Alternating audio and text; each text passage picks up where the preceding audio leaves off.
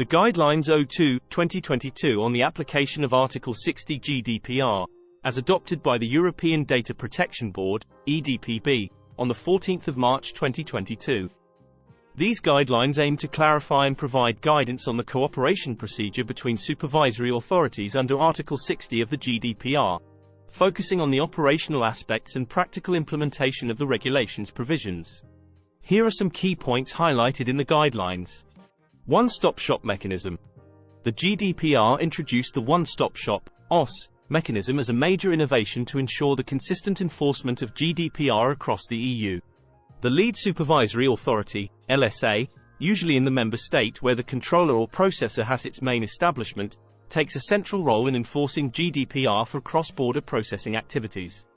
This authority cooperates with other concerned supervisory authorities, CSAs, to address and manage cross-border data protection issues. Cooperation procedure.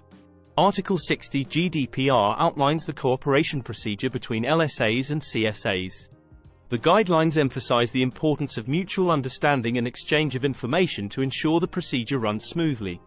The aim is to facilitate the handling of cross-border processing cases by ensuring consensus among supervisory authorities whenever possible. Roles and responsibilities. The guidelines detail the roles and responsibilities of the LSA and CSAs in the cooperation process. While the LSA has a leading role in handling cases, it must act in consultation with CSAs and cannot decide unilaterally.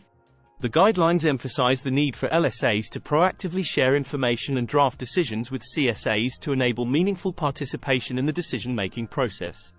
Draft decisions and objections. The process of submitting draft decisions and handling objections from CSAs is outlined, providing a structured approach for resolving disagreements and ensuring a consensus-driven process.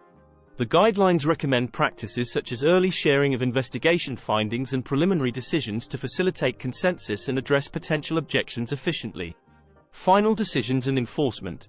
The guidelines also cover the steps following the consensus or dispute resolution process, including the adoption and notification of the final decision, the handling of complaints, and the enforcement of decisions across member states. Quick reference guide. The guidelines include a quick reference guide designed to help practitioners in supervisory authorities quickly understand and navigate the cooperation procedure.